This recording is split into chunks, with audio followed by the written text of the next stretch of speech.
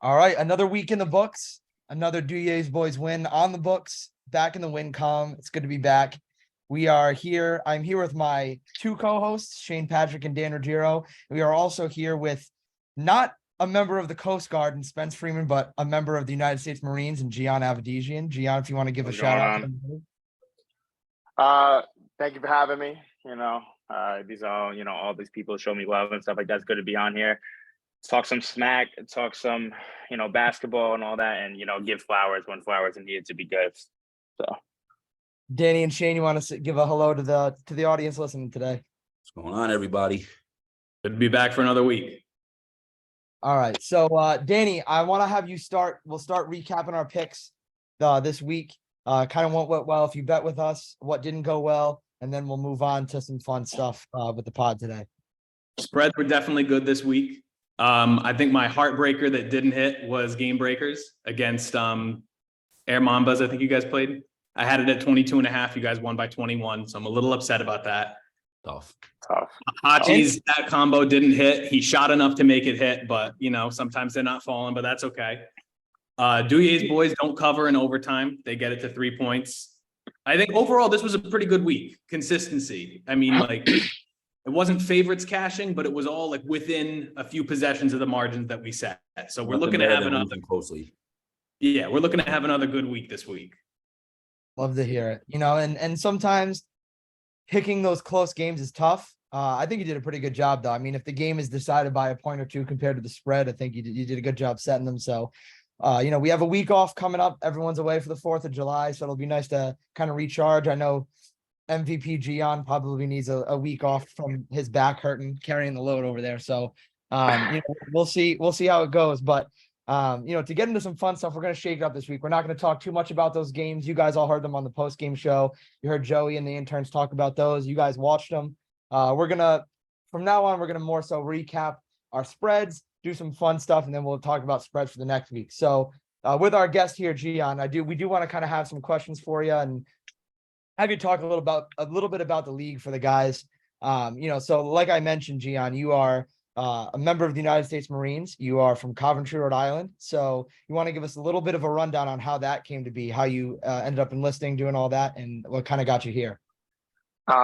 Just growing up, man, was playing sports the whole time, being in Coventry. Never really played high school ball, to be honest. I didn't hit kind of adulting. So I was 20. My senior year, I was 5'7", 150 something pounds. I was a football cat, but then I was always good at sports. Never had the grades. Just really cared about playing sports and chasing tail and stuff like that. So I didn't have the grades, you know what I'm saying? So I was not going to college, not paying all that. So I was all right, I'll join the military. And then from there, grew a little bit, put on a lot of weight.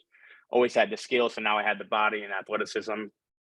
Played all military ball in North Carolina, went to Japan, played all military ball over in Japan, which is for that, it's basically the best Marines in that state or that base play against the best Army people, the best Air Force people, blah, blah, blah, blah. So just did that. And then, it was a great experience. Matured me a lot. Adulting, a lot of people don't know. They think it's all fight this, like that. They teach you a lot of stuff how to spend money right, saving is what you should look forward to in life, but you do a lot of other stuff like that. So really it kind of grew me up out of that, amateur type state. But it's good to be home, good to be with my family and friends. And just playing in the Legacy League, man, it's fun.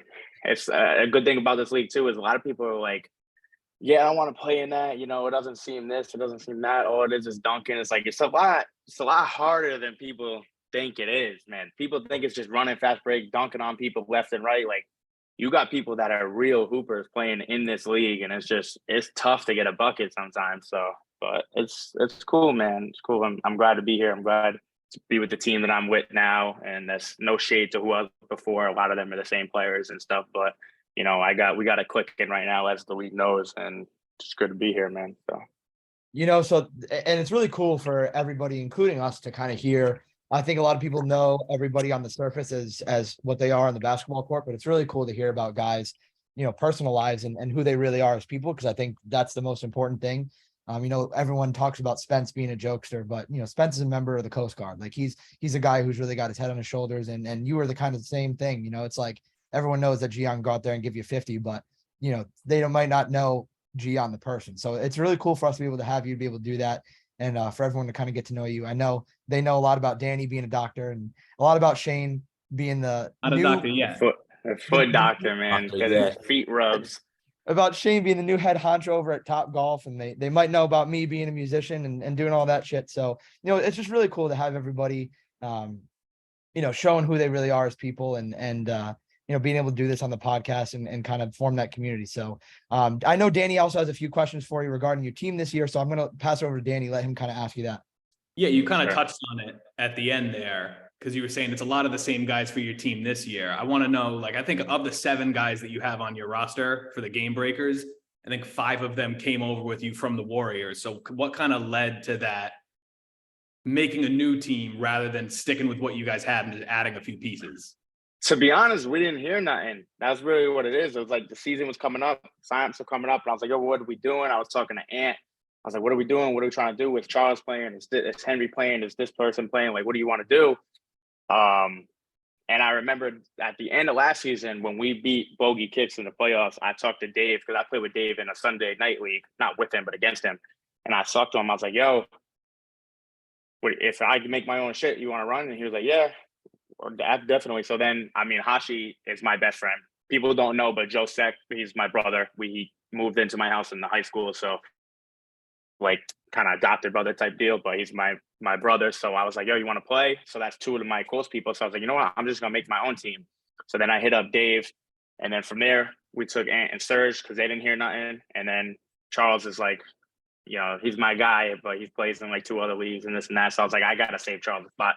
If he shows up, he's giving people 30. If he doesn't show up, we still got a good enough team to get some wins. So it is what it is. So we just made our own squad, and then that was it. So now the narrative is kind of like, oh, it's the Warriors versus them. It's not really how it was. If we had the right communication, we would all still be on the Warriors. It just shit didn't work out that way, and we all didn't want to not miss out on the league, not play. You know what I mean? I came in last year. I was rookie, should have been rookie of the year. Joey didn't want to give 3 awards to people, but I was MVP my first year in there. I'm just not going to not play the next year. You know what I mean? So that was either that or go to a different squad, but it ended up working out that I went to my own team. So, and it worked out 4-0.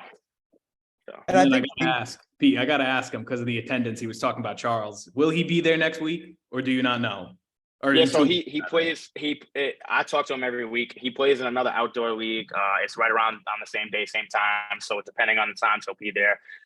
The big games, which is no shot to anybody, but the Lob City, the Warriors, kind of halfway. Not too really worried about them, but those type of games, I might hit him up and be like, yo, you got to slide to this game type stuff. So, and if he can make it, he can make it. If not, because that outdoor league that he plays in, that's his own team. So he's got to be there for them. So it is what it is. Like I said, we got Joe now. He's a bigger role. People don't realize he's a very good role of our team. So we don't really necessarily, not that we don't need Charles, but we have the facilities, the guys to do it without him. So love to have him now. The glass situation. That's a good one. Yeah. And we always talk about too, Charles Correa being a guy that, like you said, is somebody that can give anybody 30 points on a given night. Shaine has said that from the get-go, that he's a real hooper. People might not know Charles too much when he shows up. Yeah. He's dropping 50 balls in high school like it was nothing. So yeah, for sure. So it's really cool when he's there. And I think the league is a better place when there's good teams. I think having just Lob City run the league for 7 years is not necessarily the best thing for the league. And, we had our run of having our guys be at the top of the league as well. And, it's nice. It's nice when there's a lot of talent in the league. And we've said this year that the league isn't as top heavy as it normally is. There's a lot of teams that have a lot of talent. Even teams that are on the bottom end of the standings, they have guys that have a lot of talent. We just played the Ice Trays. They have a guy like Nick Lemoyne who's giving everybody 30 every night. And he's a really good role player. So, and it's 8-5 too, which is people don't realize if this was 10 feet, there'd be a whole different ball game. Because you got guys you talk about Lob City, they have all the talent, this and that. Nuri coaches basketball. Jose plays pro. Carl Lee is nasty. Vic's a very good player on 10 feet. Then you come to our squad, me, Joe, Hachi, David DePina, Charles Correa. Like, that's a whole different ballgame on 10 feet. Nick, they're talking about, plays in the league with us. Averages like 25, 30 a game. He's a very good 10-foot people. So a lot of people say, oh, you know, Lob City, they've got all these 6-something, but you need good and smart basketball players to win games. You can't just win games off of height and athleticism. Point in cases, the Warriors. That dude Charles is very athletic, stupid athletic. I watched him play a little bit, but like rim running is not going to win you games. And I learned that last year, you know, averaging 40 points, just getting to the cup, but it didn't. When I got to that semifinals in Lob City, it doesn't win you games. And you just need good talent around you to win games, regardless if it's 6 feet, 8 feet, 10 feet, it doesn't matter. You need basketball players. So, You know, and something in common with you and, you know, two of our guys that we love, you know, being Johnny Coutu and Vinny Volpe, who aren't in the league this year, who obviously are two of the best players in the league when they're there. rip. They are like those both guys. they are both guys in the same breath as you that didn't play high school ball. Like Johnny got cut his senior year. Vinny got cut after his freshman year. And I wonder if you guys have this same, because everyone always said, where did Johnny and Vinny play? And it's like, well, they didn't even play varsity basketball. And then I talked to you and you say you didn't play varsity basketball. And it's like, I wonder if there's this, and I want you to touch on it, if there's this kind of chip on your shoulder that you guys have when you play now, because you're out to prove something. Like I always talk to Johnny and Vinny and it's like, nobody really had the faith in them. And now wherever they go, they're fantastic basketball players, whether it's 10 feet, 8.5 feet, they run stuff. And you're the same way. I see the leagues that you play in, you know, so touch on that a little bit. Is there a little bit of a chip on your shoulder when you go out and play basketball now, knowing that you didn't play in high school at the varsity level, knowing that you didn't do this? So, you know, talk about that a little bit. It's not really a chip, more of just like, I mean, where we grew up, Coventry is very, political type of school. You know, they got sponsors and all that stuff. If this person doesn't like this person and this person doesn't talk to this person, this parent isn't involved in this, it's kind of like Hachi didn't play either. Hachi tried out every year, got cut every single year. So it's just, that's how it was. And then, like I said, I don't take too much of it because, like I said, I grew into my athletic ability, my body a lot later. So that's why I don't really have a chip, because it's two sides of the fence, you know. People didn't like me for my attitude in high school and this and that, so they didn't want to deal with me. But at the same time, I wasn't who I am now. If I was this type of person my senior year, there'd be no question I'd be playing basketball. But then I go to the military where nobody knows anybody. You try out just basically on skill, and then I made all these teams. So it's not. It shows that I belong playing with these people, because you got to think, going to North Carolina playing ball, but there's people all over this country, kids from Chicago, kids from LA, kids from Miami, kids from North Dakota playing. It just doesn't matter. So you just playing with better talent like that day in and day out just makes you a better basketball player. It just does. It's playing with people. There's 9,000 Jose's all over the place, 9,000 Charleses. So you have to adapt. You have to play to that level or you're not going to be successful. So not really a chip. I mean, I just, as I like to say, I mean, I do talk a lot of smack. If I really get into it, I'll talk crazy. Me and Shaine went back and forth at it a couple of times. It's how basketball is, but I just let my game do the talking. Really, it is what it is. Like you could say all you want to me, but if I'm putting 45 on your head in a win, you can't really. It is what it is. That's how I talk. You know what I mean? I want to get the dub. Like you can go over to every single interview that I had last year. People are like, "Oh, you're runaway MVP. You're doing this. You're dropping 60." I was like, "Yeah, but like, I just want to win a championship, dude. I just want to win." All that fucking. Oh my bad. I don't know if I can swear. All that stuff like the interns talking about this person and this person. That's cool and all, but like at the end of the day, there's only one team that has a trophy. There's one team that's on the Facebook until the next season, and that's what I kind of want to be. So I wouldn't say it's a chip, but I do use what people say to kind of fuel me. It's like, all right, you don't think I'm a bucket, but I'm giving you like 40. So it's just like, it doesn't make any sense. But, You know, but yeah, man. And I think to go to the caliber of players in the league, like you talked about, like, you know, you have the Charles Correas, you have the Jose's, and now you have Des Williams, who's probably the most seasoned professional player that's in the league, that's on our team. I mean, he played in the France league. Mr. 50 ball. You know, he played in the France league that Victor Wembanyama just got drafted out of. So, I mean, you have guys seriously that are hoopers. And it's not easy. People, like you said, people come in the league, they think it's going to be easy and you come and you just dunk the ball. And it's not that. You have guys on every single team that, you know, are studs. And I think that's really important for the league. I think it's good. And the last kind of thing about your team I really want you to touch on is kind of how you guys got Joe Seconder to jump on the team. Obviously, he's probably the most famous hooper in the league. I mean, he blew up because of his dunking videos. The dude has the most absurd bunnies I've ever seen in my life. He played at Nichols. I know that. I know he didn't play a ton at Nichols, didn't average any crazy points, but to play a high level of basketball is not easy. So you see a guy like that coming in, and I was talking to Vinny, and he was like, dude, Joe Seconder throws down windmill dunks on 10 feet. You know, like it's not between the legs, 360s, like, and he's 5'11", does it on 10 feet. Yeah, he's a crazy hooper. So how did you kind of get him to join the team? And, what has he brought to the table this year for you guys to help you get to that undefeated record? Well, I mean, like I said, he's my brother. We've lived together since we were 15 years old. So he's lived in like my house. So I just asked him, I was like, yo, you want to play with us type stuff? I was like, yeah, of course. And I joked with him. I was like, yo, you got to watch out. You don't hit your kneecaps on the rim, dude, when you're jumping. It's like, but no, he's a very good basketball player. Like I said, 10 feet, he does all that stuff. Everything you see him do, he does it on 10 feet. So it's not like it's nothing new. Played at Nichols, and people don't know Nichols is D3 CCC champions. They won it like 4 years in a row. They went to the tournament 2 years in a row. So they're a very good D3 team. But yeah, he brings a lot to the team. He brings a lot of scoring aspect that if somebody's having an off night, he can pick it up. And also when he has the ball, the lane is clogged because everybody knows he can jump. His head's going to hit the roof when he jumps. So that opens up a lot of opportunities for our shooters like Hachi or Ant and Serge if they're in the game to shoot those corner threes. Myself trying to figure out how to shoot. And like it just opens up everything because when he drives, then there's 9 people there. And then obviously you have a wide open shot. So he brings a lot to the table. It's just another eye to look at on a team that's fully loaded.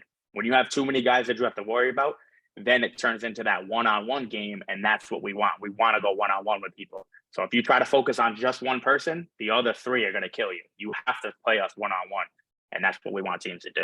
So, yeah, and that's been a lot of the mindset for any team that's won the championship, whether it's Lob City or us. I mean, the only 2 teams in Orion that have won it. You have guys at the top where we had a lineup in the year that we won the championship where we would roll out Shane, Zach, Vinny, and Johnny, and it was like, okay, who do you want to guard? Because any one of these guys is going to give you a nightmare on the offensive end. Exactly. And Shane was our defensive anchor that year, so for us, it was like, go ahead, it was pick your battle. And I think you guys have that same formula, and Lob City's always had that formula, which is why they have 7 championships. But, I think you guys are well on your way. It's the right formula. It's the right guys. And, I obviously wish you guys the best of luck other than in 2 weeks when we play you. But, I think you guys definitely have something going. You guys have the talent, especially with when you have a role player as good as Hachi, someone who should have won one All-Star game MVP as a sub. Right. As and that narrative, he's like, we got to, in my opinion, obviously that's my best friend. I'm going to talk about him. We got to stop that role player stuff. He's the number 1 option on any one of these teams. He's not a role player. It's just when you're on a team that's fully loaded like this, everybody's a role player. I'm a role player. Obviously, I get the ball most of the time. Joe's secondary to that. Then it's Hachi. You have your people that need to get you a bucket. But when you're on a team, just like the All-Star game in NBA, you got all number 1s. It's just tough to give that ball around, but he plays into our game. Hashi's that type of guy that he's not very selfish. He knows, okay, Gian and Joe are going to want to score the ball. Let me play my defense. Let me get them the ball, take my shots when I'm open, and it works well, and that's why we win games. But he's not a role player. He can go to any one of these, to the Mambas, and do what I did last year. If he was on one of those teams that are 0-4, he's averaging 40 points a game. Not even close. Not even a question. Yeah, and that was something Shane touched on week 1 of the podcast. He said Hachi is literally a number 1 on 85 of the other teams, and so for him to be your 3rd guy is crazy. Like that's just speaks to the talent that you guys have, obviously the talent that you and Joe have, but exactly what you said. He's a role player on your team. You guys are all role players, but any other team, David DePina was a number 1 on Bogey Kicks. Now he's like a 4 option. On our team, exactly. Which he's cool with. He said, I don't care. I want to lock up. He's ready for that week 7 matchup against Bob. He don't really like them too much. He's like, I'm here to play my defense and this, and I don't really care about scoring. I just want to win this shit. So I was like, all right, let's get it. You guys got chippy the last game, huh? Yeah. It was good to watch. I like that. Yeah, I mean, we don't really get chippy to start. I mean, it was more towards the end because Ant drew a charge on Jose. and then he threw the ball at him because he got called for the charge. He was heated. He didn't like that. Which is like, as much as I love Jose, I thought that was a whack move. You know what I mean? It's just he was 3 for 20 for 3. They were losing down 15 the whole game, so they was frustrated. So it is what it is. Tensions were high, but at the same time, like, you don't do that type of stuff. You know what I mean? It is what it is. Like, take your L. Like, you talk crazy. All them talk crazy when they're up 20. Now when they're losing, you got to have that same energy. You know what I mean? You can't be crying and this and that. Yeah. That's Shane's MO. When we would beat them by 20 in the regular season, he would always say, you guys don't want to talk too much now. And, it's come back to bite us a little bit now that we're losing a few games. It's like, oh, you guys aren't talking too much, but we've won, we've done our business. And, we also know when to kind of swallow. That's not true though. I talk, at least me, I talk win, lose, draw. Yeah, that's the thing.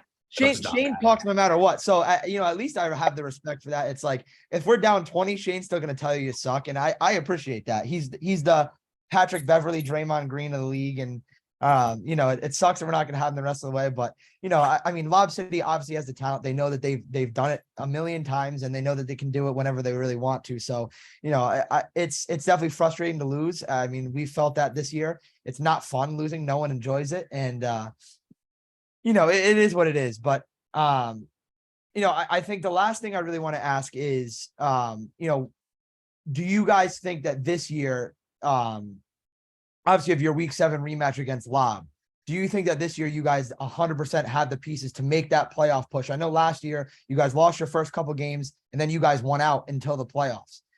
So how do you change that this year? You have the playoff experience, but you're the only one, you and Hachi are the only two that really have that playoff experience of leading a team. So what can you guys bring to the table to get the other guys up to speed to be able to go in the playoffs? Because as you know, the playoffs is a whole different ball game. You're going to get everybody's best game no matter what. And beating the guys at the top, as we've been the last 2 years undefeated, you get everybody's best game every single night. So what do you bring to the table with that target on your back?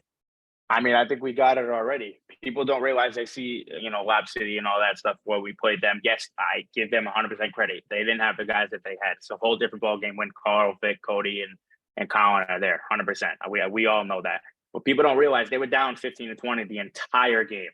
The entire game they were down 15-20. And then they came back and brought it back to 5, and then we blew it back up again. We just didn't have that drive to push it. Our team, if you notice, even the lower end teams, we're not beating them by 40 because we don't really care to do that. We're kind of just hanging out, letting it get. And if it gets a little close, then we're like, all right, let's pick it up, break it open to 15-20, and then just coast from there. But I think we got it right now. If you can go back to last season, I don't know the numbers, but me and Hachi combined for like 80 against Lob City. And like it was a 5 to 8 point game the whole game. And they had their whole team. I don't think they had Carl, or they might have had Carl. And it was just me and Hachi, and we kept it a close game until the whole entire game. So they're very, very, as good as they are. I give flowers when flowers need to be given. They're very good. They're very beatable, though. People don't realize they're very beatable. I think top to bottom, we're the best team in the league. Obviously that's my team, but just top to bottom wise, I think I don't even think it's a question. I think obviously Lob City is there, but just personally, we think that we're better. We know how to play them because when we play them like they're a good team, we were up the whole game.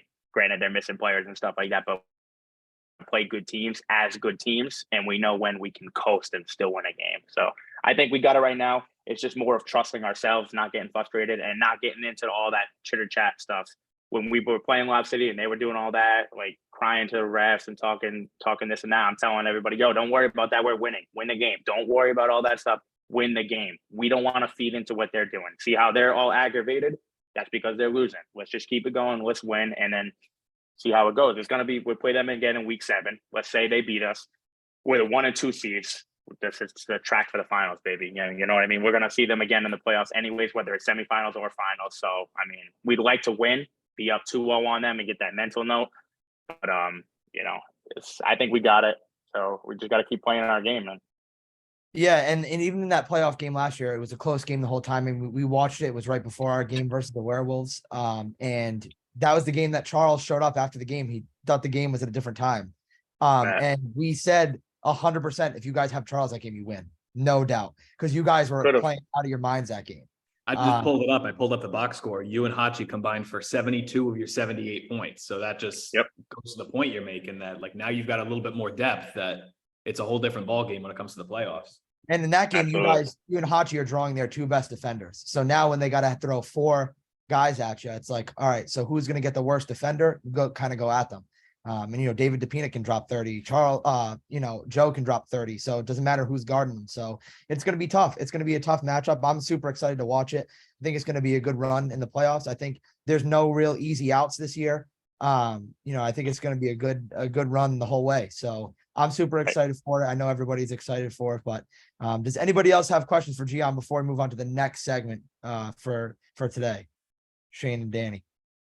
I was gonna say you're on vacation, so I don't want to keep you from vacation. I appreciate it. On the beach. All right. So for anybody that's into sports, you've probably seen the immaculate grids that are going around. I'm going to share my screen. So we've made one for the legacy leagues. If you guys can see that. And I don't know how you want to do it, Danny, about kind of getting everyone to answer. I'm thinking for the first one, what we'll do is we'll just kind of do it collectively. I'll have you guys do it. See if we can think of the responses. Next week, we'll do a little bit of a competition. We'll do a timed one. So you can kind of do it. Can you do multiple players?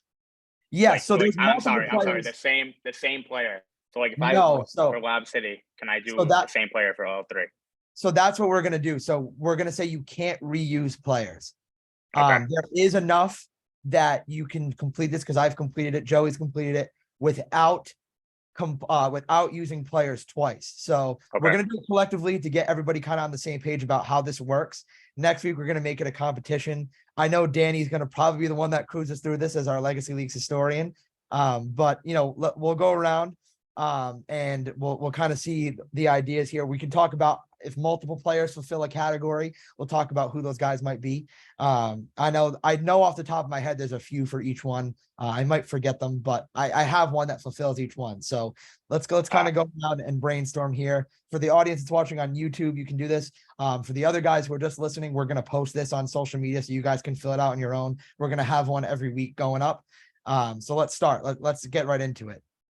I'm gonna rip it with Lob City and has been a member of an all defense team. I'm gonna go with one of 2 players not named Brian Heston to win Defensive Player of the Year. I'm going Vic. That was my pick. That was my pick too.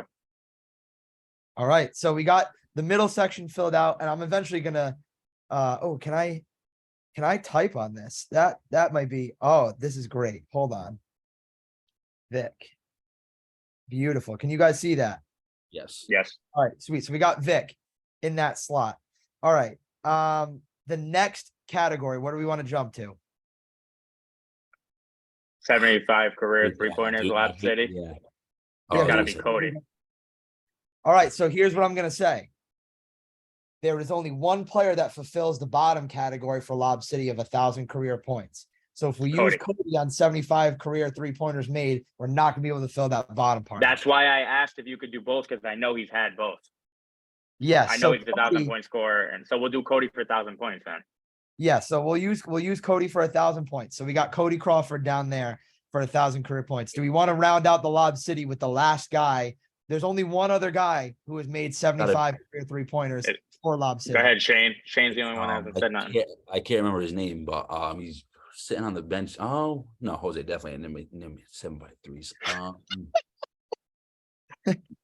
I know who it is. I'm not even saying that at the job. There's just no way. I know his name. I can't. Is it Greg? It is Greg Holt. Shout out Greg Holt. He's a solid shooter. But so Greg Holt is the only other guy that's ever. So how this works is it can be anybody that's ever played for these teams. So in the future, when we're gonna have teams that cross, it can be anybody that's ever played for those teams. So that'll be something to kind of keep in mind. So let's go with the halfway crooks category. So let's go somebody on the halfway crooks. Now there again. Easy. Well, so here's what I will say. That same player that you're thinking of that's easy is the only one that fulfills the 1,000 career points as well. Joey Zacco made 75 career threes. Joey Zacco has made 75. Yeah, I was gonna say. So then Jared has to be 1,000 points. Jared Hansen is the other one. So obviously Joey's going to be thrilled that he's going to be on this grid. So we'll give him his flowers there. Joey's actually made, I want to say, besides Cody, the most 3-pointers ever in Legacy League's history. He's at like 200. Oh, he does. He won't come in the middle. The hell you want him? That's right. Every So game. Joey I'll he give goes him his for 3 for 9 flowers, but it's even 3 for though 9 for he 3. doesn't want me to win any awards this year. I'll give him Give his it up flowers. nothing. Come to the middle. Get some points that way. All right. So I think we all know the answer for has been a member of an all defense team for the Halfway Crooks. It is Yeah, Jeff. Yeah. Jeff Winchell. All right. So now this category, I do want to see how well Gian does, because Shaine and Danny should cruise through this category. I can do the I've whole had thing. this filled out from the jump. I can do the whole thing right now. You could do the whole thing with one guy. You really could. You So could do the whole 1,000 thing with points one is guy. down the 1,000 points is Johnny. Oh. Vinny is all defensive team. Vinny is not all defensive team. Really? So then Really? Zach should be there. Zach is not all defensive team. There's no way Shane's the all defensive team. Shaine was what Shaine is all defense. Zach might be, if I have to check, but I know for a fact. Actually, there's two guys. Zach and Shaine are the only two that fulfill that. So we'll So go. then so we'll go Zach or Shane, Shane, whatever. what was it, winter 2018? Yeah. And then Shane plays no defense. Shane just throws his body into people. And then and then 75 career. Oh, that's tough. Bry would be there. Brian has not made 75 Son career. of a bitch, dude. All right then. PJ, have you made 75 threes? I only have 30 points in my career in 5 seasons. So the answer to that would be no. Dude, I don't know. Well, Zach. Zach is not. See, like then who? Wait, did I check Vinny? Does Vinny make that? Vinny is the only other member of the Duyes boys to hit 75 Okay. plus threes. So this would And be my our boy Garen. Garen Garen will be up there at some point. He He's will on be there soon. That's my boy. Locked in. Shout out, Garen. He is. They got the quote wrong in the article. They said he was locked in, but it's actually he's glocked in. That's what he's been saying to us. So the other members of these that would work would have been Zach Tartaglia fulfills all defense.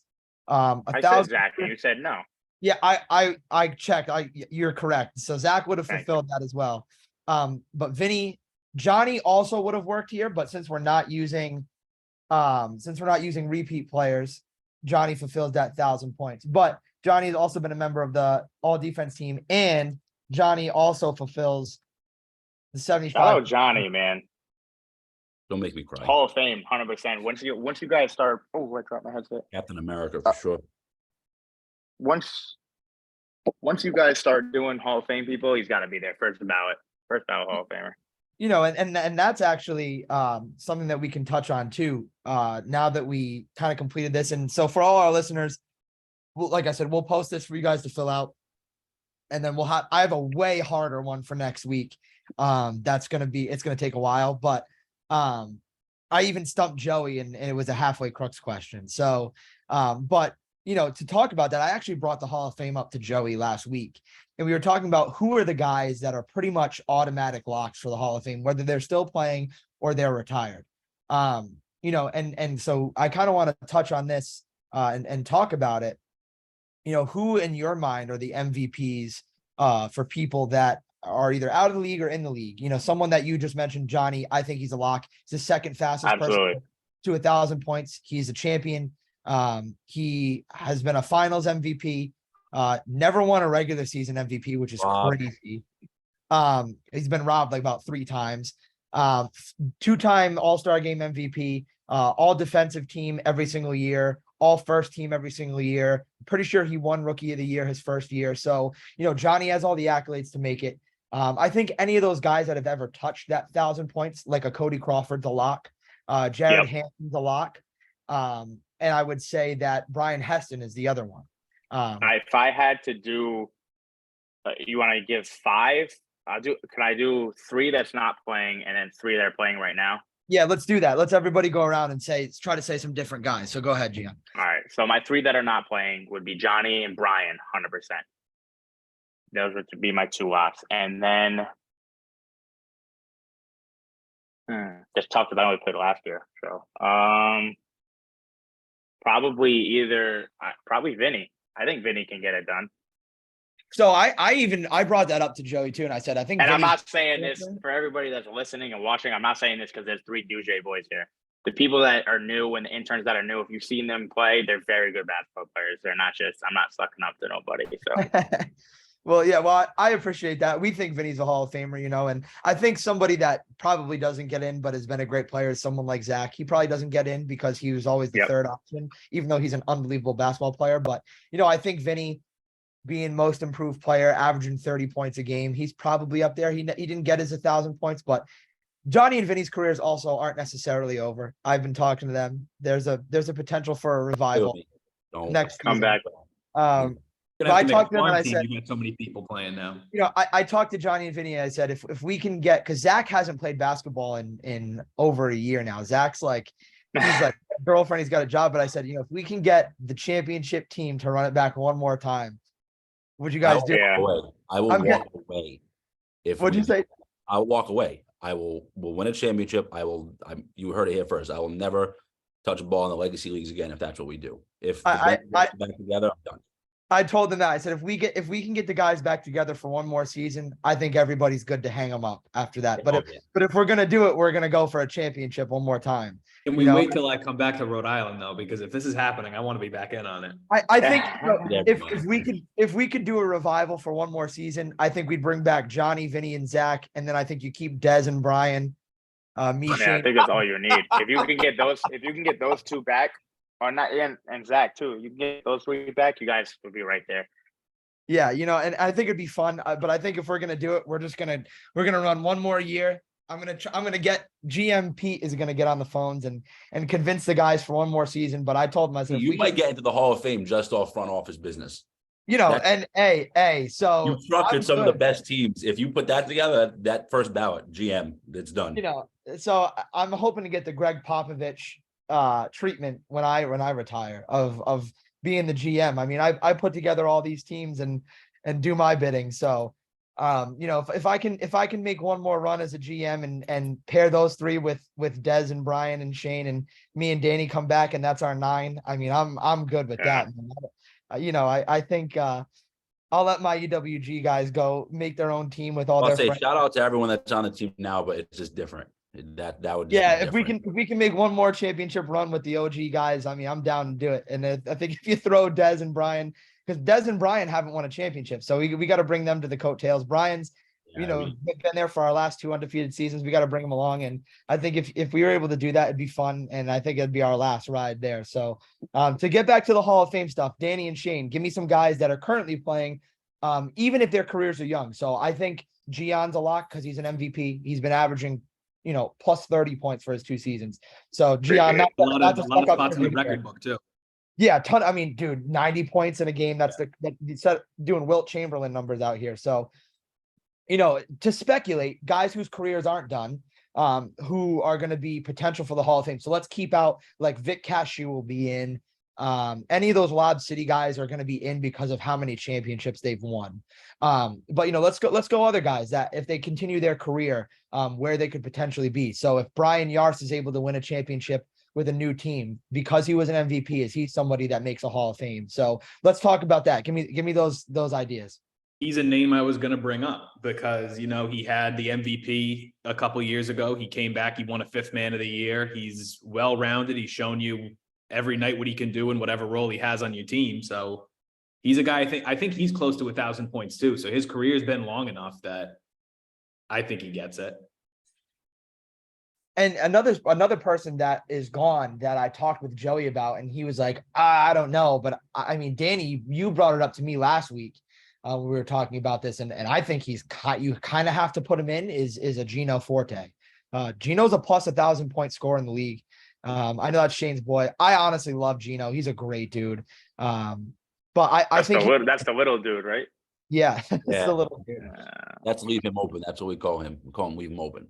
Yeah, I don't know. I think he's a Jared Hansen type. I think he gets in based off of longevity and accolades connected to that longevity alone. I agree. I think that's somebody who would teeter the line. I'd put somebody like a Brian Yars or a Vinny in there probably before him. But let's continue on this current player. So who are some guys that are in the league now that when it's all said and done, you guys could see being somebody who's on the Hall of Fame ballot? Shane, I'm gonna go to you first. All right. You know what? I'm gonna waive a future tech fee I'll probably get. You could put Joey Zacco in there just for start. So Joey, I know you'll be hearing this and you probably owe me $20 now. So yeah, you can throw Joey in there just for what he's done, and without him, none of us are really here. So shout out the commissioner. Throw him in there. Danny, I think there's somebody else on the halfway crooks as well who I could see being. That's my pick. That's my pick. You think It's Jeff? 100% Jeff. Absolutely. Yeah, I think with his Brian, presence alone on that team is very big. People don't realize that. Without him, they'd be a lot worse team. yeah, and I think with Brian Heston gone, the Defensive Player of the Year award was pretty much called the Brian Heston Award. He won it every year. But now that Jeff's got one, I think he's well on his way to a second one. The only realistic person Danny and I were saying that could dethrone him this year, if he plays the rest of the games, which he should be there, is Dez. Dez and Heston, not Heston, excuse me. Dez and Jeff are both averaging the most blocks per game in the league. So Jeff has 4, Dez has 3.5. And I believe Dez is higher in steals as well. So if he plays the rest of the year, I know he's missed 2 games. If he plays the rest of the way, I could see that being kind of a race for the Defensive Player of the Year award. And then just going around the league, I think guys like Jose are probably in with his accolades, being an MVP, being a champion now, I believe twice. Even though he kind of pulled like a Kevin Durant type move and left his team. Left boom. And, the Duyes boys, I will say, have become this team that beats a team that's undefeated, and all of a sudden they don't come back and their best players go to other teams. We beat Boom when they were undefeated in the playoffs. Vinny Volpe held Jose to about 13 points. Shout out Coventry boy, Nate Stitchell, play for Boom. Bucket getter. Nate Another Stitchell. MVP. The bucket. I believe EJ and I were talking about him when we were saying MVP, because we were like, pretty much if you're in the NBA, getting an MVP award kind of gets you on that track. So we were like, is somebody like him who only played 2 years but had some success when he played, is he one of those guys that makes it? Is Nate Stitchell, obviously barring injury, is he the Derrick Rose where he won an MVP? Does that automatically put him in the Hall of Fame, even though he was only there for a short time? I don't know. It's all personal preference, to be honest. I think it all depends. And honestly, whether it be Joey and you, whoever's in charge of the Hall of Fame, it all depends on how vast you want the Hall of Fame to be. If we want it to be vast and everybody's getting in, then he'll get in. But if we're making it like a very strict Hall of Fame, like you got to be a top tier guy, I don't think he would get in off of that. So it all depends on how you want to play the Hall of Fame. And I think too, to that point, right? Like, so I think you have a guy like him who's won an MVP, but you also have a guy like Brian Yars who's won an MVP and has been in the league this is his 5th season now. And he's been a top guy. So like in my head, okay, like that he probably wins that matchup to go to the Hall of Fame between the two of them. Right. But if you stopped playing this year, like if you had just played last year, even though you won all those awards, it's like, does that qualify Gian for the Hall of Fame? And I think if you play 5 seasons, I don't think so. You know what I'm saying? So if you play 5 seasons and you keep doing what you're doing, that probably puts you in easily. But, it's tough. And I think the thing holding a guy like Brian back is the championships, right? So the guys on Lob have it easy. Anyone that's kind of hit that 1,000 points, they've won, like Vic, he's won 6, 7, he's won all the championships with them. So once he gets to that 1,000 points, he's close. He's at like 800 something. I was already making a graphic for him for when he hits it this year. But like someone like Vic is probably in, even though he's never won an MVP. So it's interesting. It's interesting to kind of debate that. And I think there's probably going to have to be a committee. I don't know how loose Joey wants to keep it. But I think that, if we want to keep it kind of a prestigious group, I think that you do have to make the stipulations a little bit tougher, but those guys are going to have some kind of those guys are going to have some kind of an edge. Because think about it, a guy like John Kutu, who has played in the league for 4 years, never won an MVP, but then he's got finals MVPs, 1,000 points, so and a championship. So you have to weigh certain things a little bit differently, but Absolutely.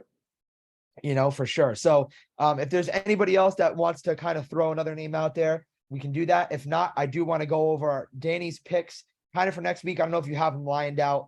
But let's just talk about the matchups coming up and what we think the spreads might look like. I know we're kind of on a time crunch to keep Gian. So if you do have to go, that's totally fine. If not, we're just going to talk about the games coming up, the matchups, and what we think those games might look like. So yeah, let's run it through. Yeah, Danny, go ahead. Yeah, so we got that 7 p.m. spot in a few weeks, and it's the matchup that some people might be dreading, some people might be looking forward to. We got the Game Breakers and the Duyes boys at 7 o'clock. I haven't set a line for this one yet, and Pete is not going to be happy. The lines the last couple of weeks for the Game Breakers have been at about 20 to 25, and they've given me no indication to lead it away from that. So, I mean, I don't have the exact number, but it's going to be somewhere in that like 18. I'd say 15. 15. Yeah, I was going to say it's less than 20, but I'm going to put it around like 15. We have lost. He can walk. Shaine can walk all he wants. It's going to be a 15 point. Come on, man. Dude, I mean, we'll see. I was going to say you give him 8. Like you give us 8 points. Spot us 8 points, and that's fair. So it's more than 8. No, so here's the interesting thing about that matchup, right? So you have two teams. Obviously, the Game Breakers are heading away right now, the leading the league in pretty much everything. The only thing that they don't lead the league in this matchup is going to be 3-pointers. So the best team in the league right now, 3-point shooting, is the Duyes boys, but the second best team in the league is the Game Breakers, and it's like this, and then the rest of the gap is about this far. So this is the first matchup of the year of the two teams that shoot the lights out. Duyes boys shooting about 40% from 3 on the year, have made the most. And the Game Breakers are not too far behind them. And then the rest of the league is kind of at a pretty big gap. So I think that's going to be the telltale. If obviously the Duyes boys played a game where they were leading most of the game until, the first 3 minutes of the fourth quarter against the Warriors, which is a great team. And, we had that 5-point lead without Desmond Williams, who's arguably the best player on our team. Not really arguably, he is the best player on our team. So that's going to be an interesting matchup. The Duyes boys have kind of moved to that zone defense and are allowing teams to shoot. And the kind of goal has been with that. We'll take it. And the goal has been with that is that we've been confident enough that we're going to be a better 3-point shooting team than whoever we play. And this week is going to be the test of that, right? So it's going to be a test of, I think it's going to be a matter of which team hits more shots. And it's going to be a matter of if the Duyes boys are allowing inside points in the paint, which has been our biggest struggle this year. It's going to be a tough game. You guys are also, I'm not going to shy away from it. You're criminally bad at rebounding too. Criminally bad at rebounding. So that's what's killed us, is the rebounds and the fast break points. What in the set defense after a bucket, we've been pretty good, but not allowing a team with Joe and Gian and Depina and Hachi to get inside is not going to be easy. But I think when you have two teams that are very good shooting the 3, if one team, if we have an off night shooting, right, we've had both sides of the coin. We've had a night where we shoot 50% from 3 and we hit 20 something, and we've had a night where we shoot 20%. And we kind of are averaging out that 40% line. But it's the same way. If you catch the Game Breakers on a night where they're not hitting from 3 and you're able to stop them from getting inside, that's really the only route to the success that you kind of have in this, because they're so talented. So I think that's going to be the approach for that game. I think it has to, and it's going to be a real test of the zone to see if it works. That's a team, the Duyes boys are a team that will absolutely live and die by the 3 this year, which is a little bit different. But it's going to be a good matchup. I don't necessarily think we're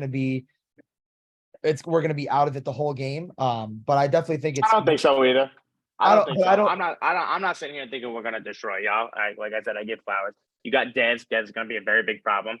So we're gonna have to figure out how we're gonna do that. And then also you got guys like Brian. Brian is he's a bucket. He's a tough player. He's been in the league for a while. So other than that, it's just the reason I think it's gonna be 15, and Shaine can get all aggravated as he wants and stuff like that. That's crazy. I 15's good. don't think you guys have the one-on-ones for our one-on-ones. I think Dez is the top tier of both teams, in my opinion. I think he's better than both. Thank you, baby.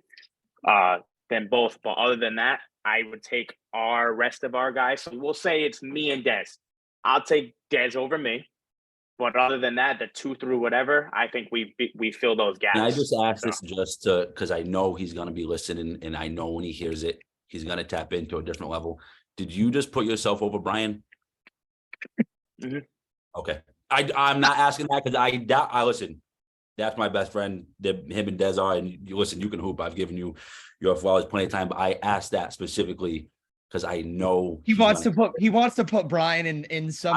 Listen. I know what he hears. That's I know fine. what his brain does, and I know it's gonna be a great. And I'm game. ready. not And I'm saying ready. I'm anyone's ready gonna for get that. toasted. I'm ready But for that. That's not a shot at yeah. Brian. I think Yeah, Brian's no, and I'm nice. not saying it is. It's not a shot at you saying he's gonna toast you. None of that. But I know when he hears stuff like that. But it's just roles reverse. You know what it is when people say you can't do something, you're gonna be all right. I'm gonna show you. No, it's not that. I'm just saying it's not that he can't do nothing. It's just the roles of where we're at. I'm the number one. Dez is number one. If you put Brian in my role on the Warriors of this and that, Brian's gonna do what I did. So it's just going top to bottom, 1-1. Joe and Brian. I would personally just not gassing my team. I would take Joe. And then you got Hachi and that EWG kid. I would personally take Hachi. Then you got like David DePina and Shane or somebody else. Just our I 1 through unfortunately Charles Correa, our 1 through 5. You guys have the top, but other the 2 through 5, 6 is where we kind of blow that gap open, and that's what can lead to blowout games. And I think that that's a reality. I don't think that, like, I think we're more top heavy this year than we typically are. Like, typically we have those guys. So, I think that that's a very real comparison. And I think it's going to be a matter of if our guys can step up, then it's going to be better for us. But I don't think that there's a team that has that top 4 talent in terms of, it's the same thing that when we had Johnny, Zach, and Vinny, it was like, you don't really know what to do. So it's going to be a matter of if teams the rest of the way, not even the Duyes boys, if the halfway crooks, if the Warriors, if Lob, whoever can match up properly and get the game, that's the only way to keep it close. But if you let those 2, 3, 4 guys kind of get going, it's going to be really hard. And I think the only way that you beat teams like that, Gian, and I think that this is a compliment to what you do out there, is that every team's goal needs to be, no matter who's playing you, whether it's us or another team, has to be, we have to let somebody other than Gian beat us. Because right now you are at the top of the league. Like, as you're at the top of your team, you have to make somebody else beat you. So when somebody comes in and plays the Celtics, they have to say, we have to make somebody other than Jason Tatum beat us. Yes, they have Jaylen Brown, but can they win a game with him as their number one Or guy? some left. Right. You know what I'm saying? So I think that's going to be the key matchup. And I don't think that setting that 8 to 15 point line is ridiculous. I really don't. Just based off of the performances that we've had, where we've had a really bad quarter and that's kind of killed us. If we can harness that, it might be a little bit better. But let's get to the other matchups too. I kind of want to touch on those, but I think that's going to be a good game. I don't think it's going to be as. I know you want to move on, but I will give y'all some insight. I do think you need to tell those other kids. Shane knows. I'm sure Des knows and Brian knows. You guys got to get ready to get chippy and physical, because we're a very aggressive team. We play very aggressive defense. Yeah, we play very aggressive defense. Like, we're very in your face, on the ball dominant and stuff like that. So you got to tell those other guys, those EWG kids, that are checking in the game, you can't get nervous. When you got the ball, you can't get nervous, because it's going to lead to a lot of fast breaks. So that's what I would have, big dog Pitbull Shane talk to your team and this and that, and, get them ready, because it's gonna be an exciting game. People that are listening think we might be talking and this and that, but we're very friendly with each other. It's gonna be a good game. Not gonna be any bad blood and all that stuff. So we'll be having fun. I think that's a super important key for us, is to kind of get those rookies up to speed with the pace of the game and knowing that it's going to get super chippy, but no one's like going to kill each other out there. It's all just like fun and whatever. You guys want like recordings of me? I'll record them as when we get off this, and you can just send a voice memo to our group chat. Everybody, we'll have Garen send another hype video that'll get everybody fired up to go. We're going to be posting his hype videos soon, but Danny, let's get to the other games, kind of those matchups and what we kind of foresee those being. Yeah, there's one other game that I foresee being close. The 9 o'clock game could surprise me, but from what we've seen through 4 weeks, I don't really think it's going to be all that close. But the first of the 2 8 o'clock games is halfway and lob. 2 3-1 teams. I'm I've interested. said for a few weeks, it's a lot different kind of style of basketball out of halfway that we've seen in the last few years. Yep. I still think I went with last week, like 8 to 10 points, but I'm surprised to see. I will touch on that just because I do got to get going.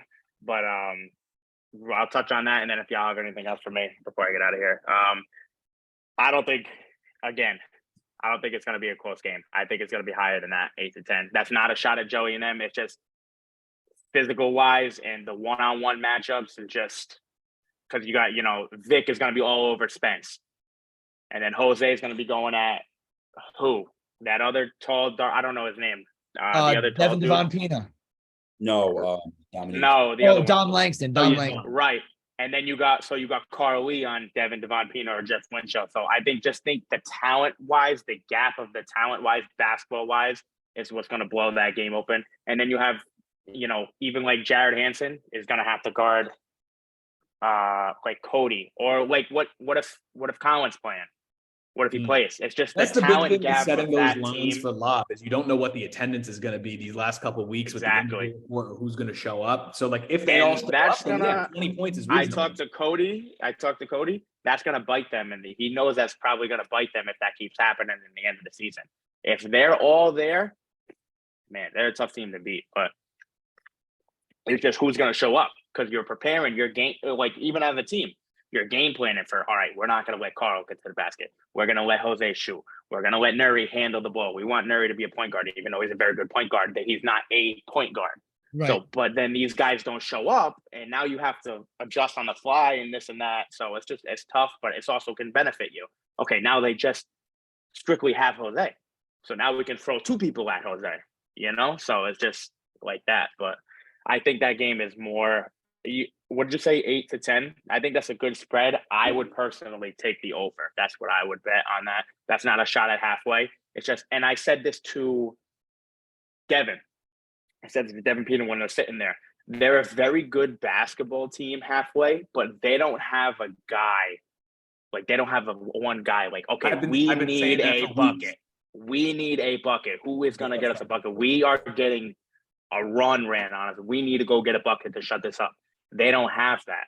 So it's just like, you can't play that team basketball for so long, because then you just need talent. You need somebody, okay, we need to shut them up. Let me go get you something. Let me get this. Let me get that. They don't have that. So they're a very good, well-rounded team, but when they face the top tier talent, that's where they're going to run into the issues. So I've been saying that for a few weeks. They're a team that I think in all 4 games, at least in all 3 wins, they've had a different leading scorer, but they've had like multiple, at least 5 guys in double figures every night. So it's always been somebody different leading them. It's what you said. Like they don't have the one guy every night in and out that's gonna take them over the edge. And as much as you can say they're a well-rounded team, you need a one guy. Everybody has a one guy. Jose has lob. Jose's for lob, like me for them. Warriors for Charles, like, Dez for Duje. You have to have a guy that you have to play through. And just because what if you play team ball and then everybody's off? Nobody's comfortable being in that rhythm. You know what I mean? At least with we'll just say for me, if I'm having a bad game, at least I know, all right, I'm having a bad game. They're focused on me. Let me drive, get somebody open and this and that, and feed everybody else. So, but if you have just a team ball, then everyone's just going to sit there waiting for somebody to shoot. It's tough. So 100%. And, I think that's really good insight from you, Gian. And I know you got to get going. So before we go on to the next games, I just want to say thank you for jumping on today. I know it was last minute. We had you feeling for Spence, but we'd love to have you on towards the end of the year, towards the playoffs too, to kind of talk about the awards race, and kind of the playoff predictions. So if you have time later on in the year, we'll do that. But it's definitely. I'm always, you just shoot me a text. I'm always happy to come on. I rock with you guys. Rock with Joey and this and that, even though he said she's boosting for Charles to win the award over me. And he could say that's not it, but that's how it sounded to me. But that's all right. We got Chelo, and then 2 weeks from now or 3 weeks from now, I'll show him what's going on with me. But I told him at the game to get his Kleenex ready for when you see me. But Yeah, man. Whenever you guys want, you just let me know. I appreciate y'all for having me, and then I appreciate everybody, throughout the week, even the new interns that are talking, about me. They don't know me and this and that, showing me love. Like I appreciate it. It goes a long way. So. Well, seriously, thank you for being here, and we'll let you get back to your vacation in Florida, and hopefully All in right, 2 weeks fellas. you have the worst game of your life. So we'll see you then. I doubt it, but even if I do, we got other people for y'all. Don't worry about it. Sounds good, buddy. We'll take care. All right. Y'all be easy. Yeah. So to get back to the picks kind of for next week, Danny, by the way, I think we're going to keep it close. I think Dez is hitting his 15 points, dog. Come on, we're gonna talk after this. Shane, I tried to do this with the Warriors game. I put it at like 5 points in their favor to try to light a fire under you guys, and it did until the fourth quarter. So we'll put it at 15. I remember because you were saying, was he saying that like someone was better than Brian? Wasn't there a league you guys were playing in where somebody was like talking sweet about him and he went and scored 70 points? Brian? Yeah. Went into halftime with like 24 or 25 points. Someone said something like off night, like a little off collar remark, nothing wild. Turned around, dropped like 52. Yeah, can you like wake Brian up? Because whenever I'm not there, dude goes crazy. It's not, he's a dad now. And I'm telling you, this happens. You don't move the same after you're up all night. You're not getting a full, I'm telling you. But we play in another league over at UCAP, bro. I've seen what this kid does to like grown ass men, puts them in a tizzy, in the conversation for MVP every year. And these are guys who retired college guys, overseas guys, they can hoop. And when I tell you Brian and Dez are the best of the best of what we have, it's not even close. So like when he said that, like that's waking Brian up right there. He's going to hear that. And shout out to Brian, Gian. if you're listening, Gian thinks you suck. So wake up. Gion's a hooper. I give him all the credit in the world. But like pound for pound, I'll take Brian every day. Do me a favor, Shane. When we're done with this podcast, I need you to send a little voice memo to the group chat, firing Brian up. Get him ready to go. Yeah, I'm gonna just tell him to listen to this. Like skip to like 30 minutes in and listen to this. And he's here and he's gonna text me, or I'll text the group chat, or I'll text me and Dez, and it'll be all right. I'm coming out with someone. Time to go, right? Just to play devil advocates here before we get back to the picks. Let's just say we maximize our schedule and we go all the way to the finals. What day would that fall on? Because I'm back August 12th. Oh, wait, let me pull it up. Because let me tell you something. If I can come back and walk into a finals game, no one will ever hear like enough out of my mouth.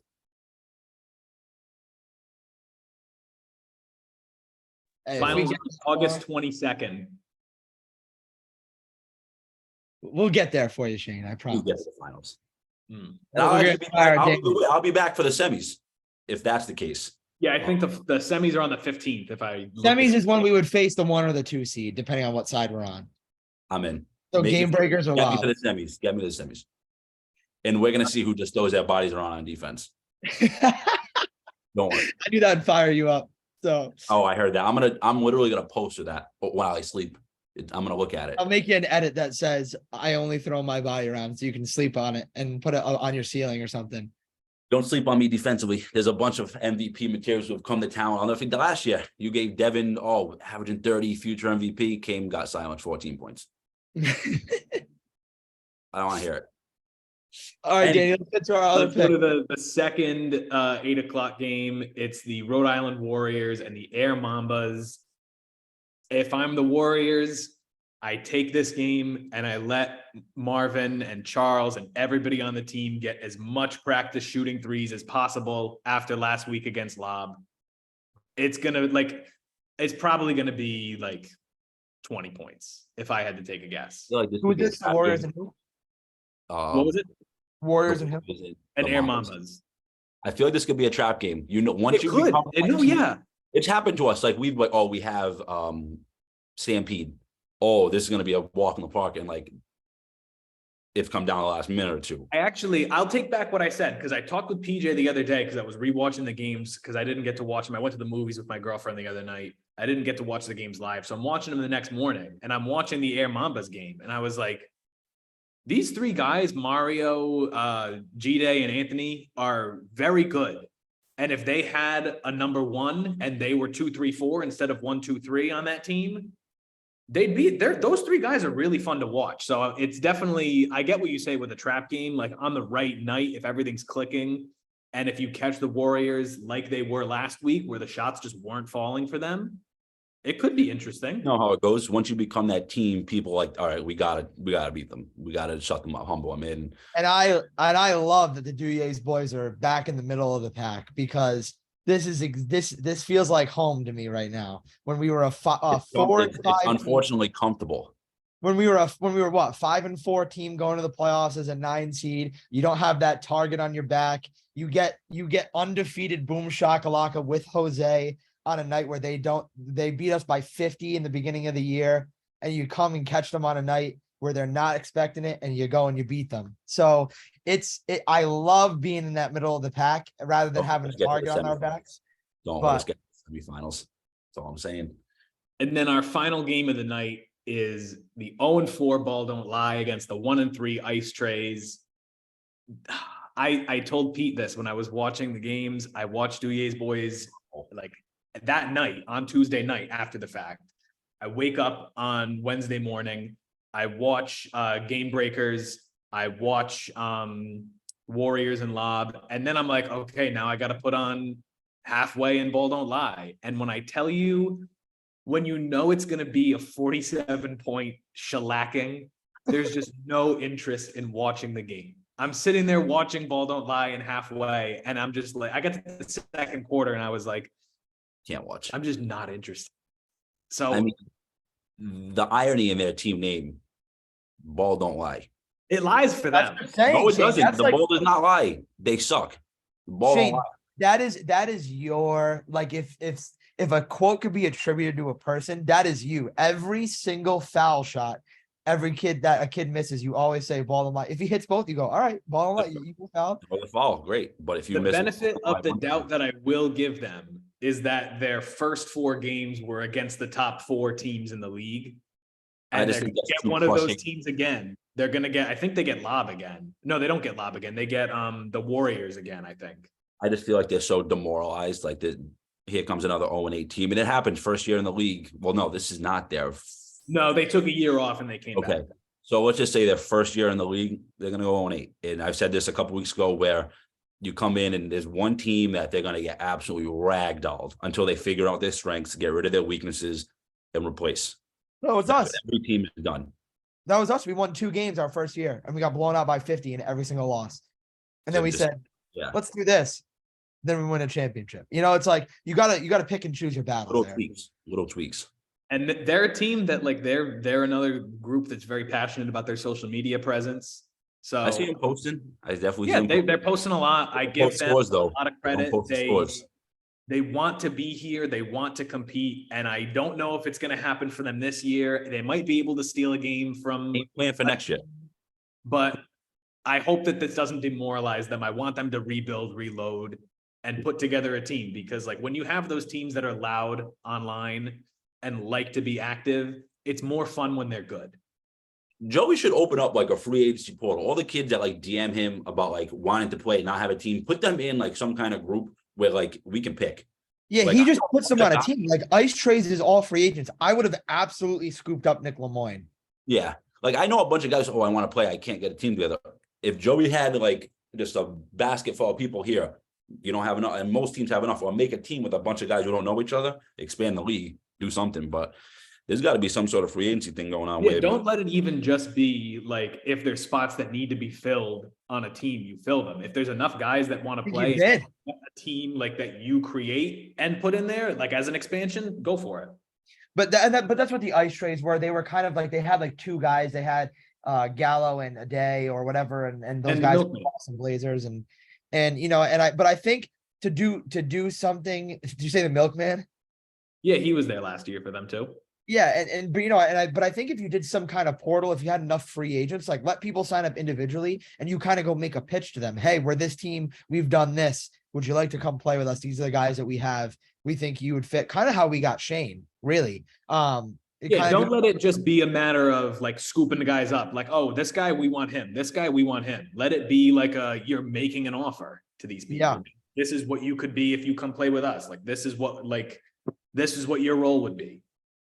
Yeah, you know, and I think because like literally the Warriors is kind of a conglomeration of that. Like yo, I would have absolutely scooped up Charles Alexander and made a pitch to him. Why don't you come play with a guy who played professionally overseas, and you can be our 1-2 punch with Brian as our him and Brian as our 2 and 3 guys. Then you have Wolfie and Lucas. Like, yo, like I would have scooped it, but it's tough. It's tough to do that, and but I think that can be something for the league going forward. And I think that there's ways to improve on the free agency aspect, but I think what could be cool is like you sign a guy to a contract, and then like a 1 year kind of a 1 or 2 year kind of a deal, you can sign like a terms or whatever, and then they become free agents and can get shopped around by teams to kind of shake the league up every year. Can you imagine if we did trades? See, I think this is something that should be implemented into the league, because if everyone's paying, right, everyone pays the standard amount, you implement some kind of trades like we said, right?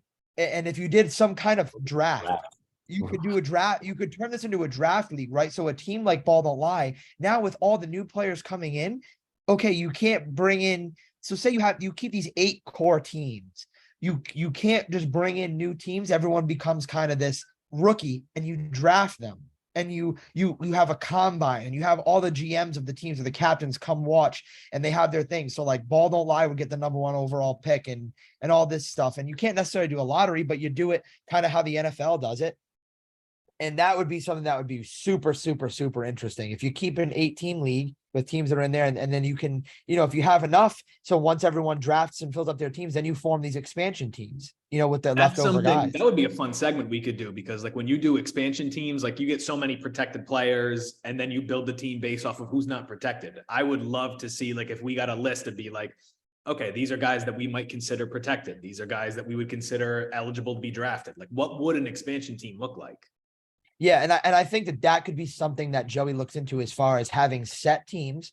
Once the teams become sponsored, right? Like, so the teams get sponsored. You can keep the names, Dewey's Boys, Lob City, whatever, and you form a draft type of league with free agency, trades, and you have one GM, your boy, that runs every single team, every single franchise. They can be a player GM, kind of like I am, and they run stuff. You can have behind the scenes GMs, and you text each other. You got a group chat, and you can say, like, think about it.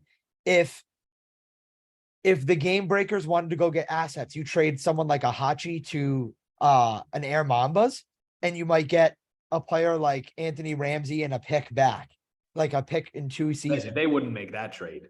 No, but I'm saying, like, just to kind of brainstorm ideas, you'd have to give up a lot of assets, but you give these teams assets to be able to go do that. Because I think what happens is you have a team like Ball Don't Lie who's 0-4. They might be 0-6 and be like, well, we're just not going to show up the last 2 weeks because it's just stupid.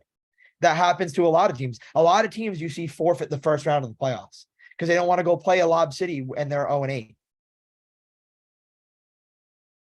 I think we found our segment for next week.